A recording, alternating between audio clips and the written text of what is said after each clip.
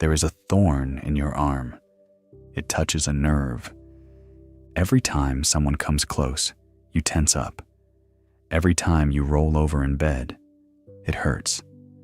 Soon, your whole life is built around one tiny point of pain.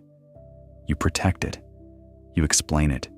You arrange the room, the bed, the people, and the day so nothing touches it. But the thorn is still there. This is a read-aloud summary of The Untethered Soul by Michael A. Singer.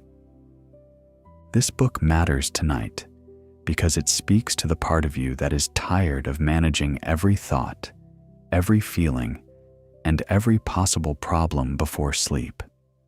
The core problem is simple. You are not just living your life, you are also listening to a non-stop voice in your head that judges your life, defends your fears, replays old pain, and tries to control what cannot be controlled. Singer's book moves through three main movements. First, notice that you are the awareness behind the voice. Second, see how the heart opens and closes around stored pain. Third, use ordinary life, death, happiness, and surrender as a path to inner freedom. The voice that never sleeps. Singer begins with something so common that most of us stop noticing it. There is a voice inside your head. It comments on names you forgot, phone calls you missed, people who may be angry, and futures that may never happen. He gives the simple example of trying to remember someone's name as she walks toward you. The voice panics. Sally. Sue. What is wrong with me? This will be embarrassing. Nothing terrible has happened yet, but inside, a whole drama has already started. The first big idea is not that the voice is bad. The point is that the voice is not you. You are the one who hears it.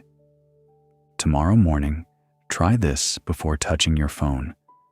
Sit for 10 seconds and silently say hello in your mind.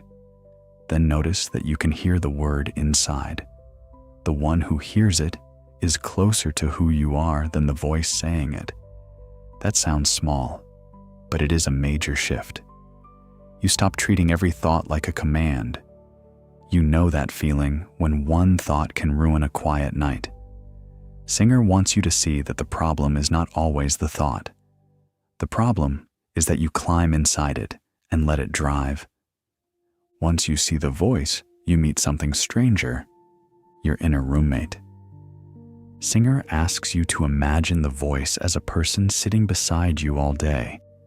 You sit on the couch to watch television, and this person starts talking about the lights downstairs, the electric bill, pizza cravings, old relationships, and tomorrow's worries.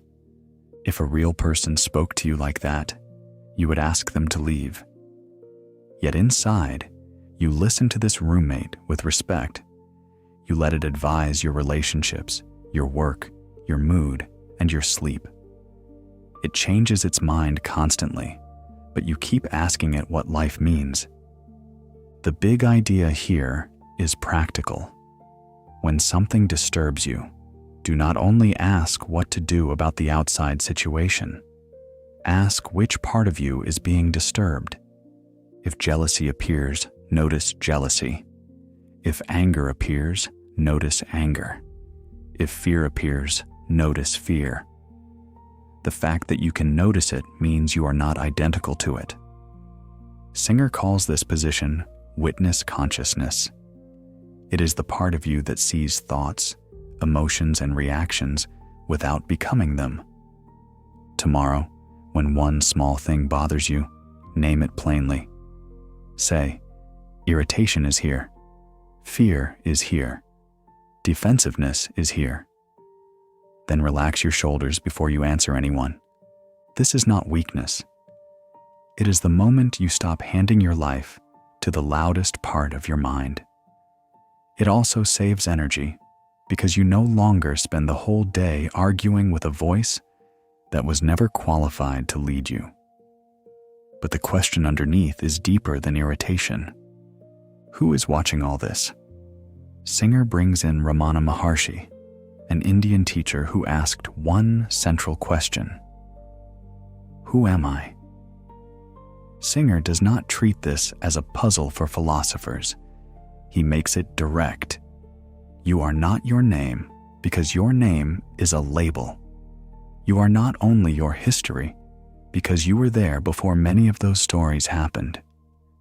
You are not only your body because your body has changed since childhood. Yet the sense of being here has remained. He uses ordinary examples. You looked in the mirror as a child. You look in the mirror now. The image changed, but the one seeing has a kind of continuity. You dream at night, then wake and say you dreamed. Something knew the dream was happening. The big idea is clear. Thoughts, emotions, body sensations, and outer events are objects of awareness. You are the awareness that experiences them. This is why Singer compares awakening to lucid dreaming. In a lucid dream, you know you are dreaming while the dream continues. In daily life, lucidity means you know you are aware while thoughts and feelings continue. Try this tomorrow while walking. Notice one sound, one sight, and one thought. Let each one pass without chasing it. For a few seconds, you are not trapped inside the movie.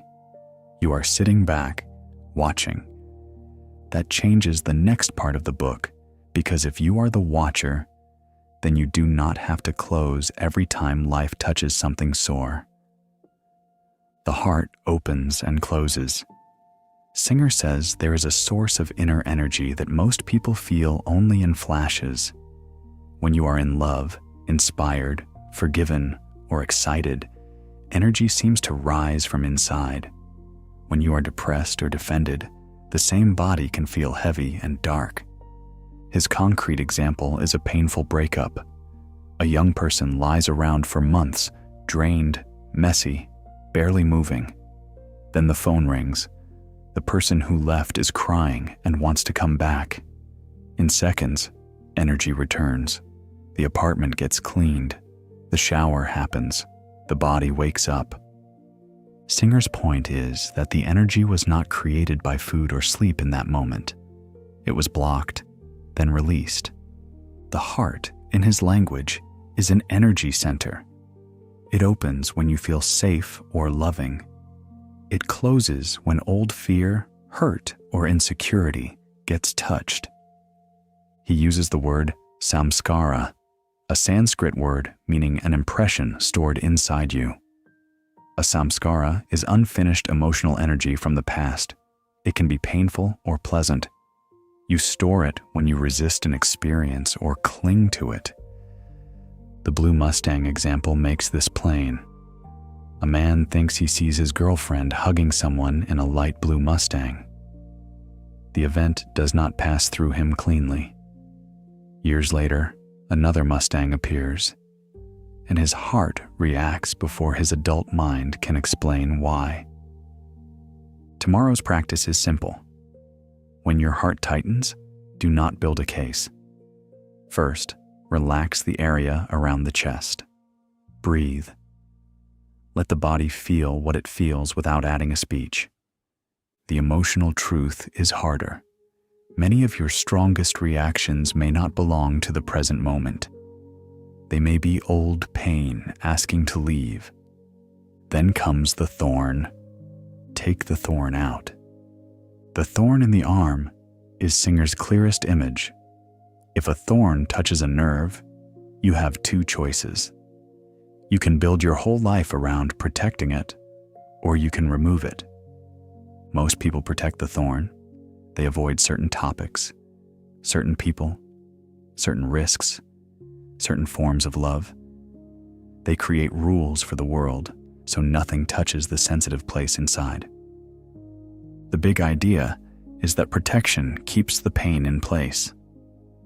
Freedom begins when you stop organizing life around your wounds.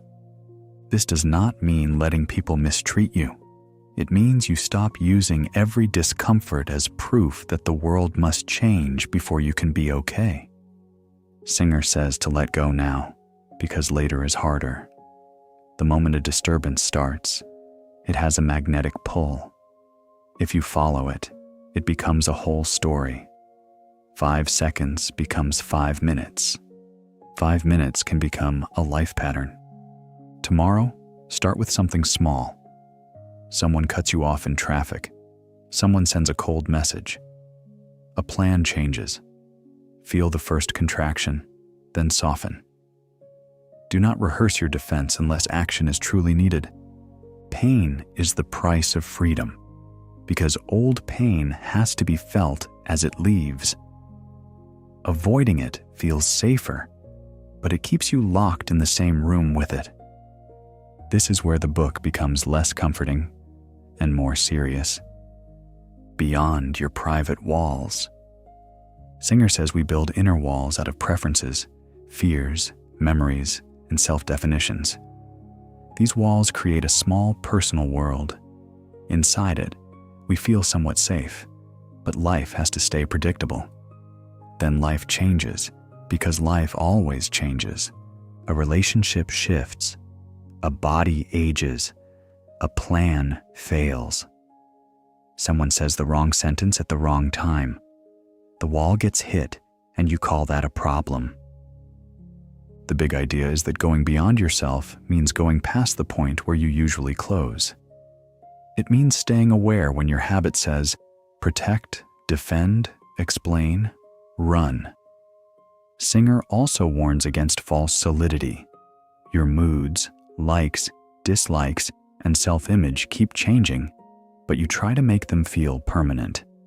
That effort is exhausting. A practical takeaway is to stop making every preference sacred. If the coffee is wrong, let it be wrong. If the weather changes, let it change. If someone does not admire you, let that fact pass through without turning it into an identity crisis. This is not a small practice. It is training for the larger losses. Because one day, Singer says, death will remove every wall anyway. Choose happiness before death teaches you. In the final movement, Singer becomes very direct. You have one basic choice. Do you want to be happy, or do you want to make happiness depend on conditions? Most people say they want happiness, but only if the right person stays, the right job works, the body behaves, the past is repaired, and the future feels safe. Singer calls for unconditional happiness, which means choosing not to close your heart as your basic way of living. He also teaches non-resistance. Stress begins when you push against what has already happened. If it is raining, resistance is the inner argument that the rain should not be here. Action may still be needed. Resistance is optional. Then death becomes the great teacher. Singer asks you to remember that one breath will be your last. This is not meant to scare you. It is meant to make your life honest. If you knew this week mattered, you would not waste it defending every small complaint. You would speak more cleanly. You would forgive sooner. You would stop postponing the life that is already in your hands. The middle way is balance. Do not cling to pleasure. Do not fight pain. Stay open enough for life to move through you. Singer ends with God, but not as an argument. He says that as the personal self becomes quieter, love becomes more natural. You begin to see life with less fear and more openness. That is what he means by moving toward the divine. So we return to the thorn. The room is quiet now. The phone is down. The day is over. Somewhere inside, there may still be a small place you have spent years protecting. Singer's message is not that you should become perfect tonight. It is that you can begin to stop protecting what is hurting you. You can notice the voice. You can sit as the witness. You can relax the heart. You can let one old reaction pass without feeding it. The thorn may not come out all at once, but tomorrow, when life touches it, will you build another wall around the pain? Or will you finally begin to let it go? Thank you for watching. If this content resonated with you, I would appreciate your likes and comments, which help this reach more people who might find it useful.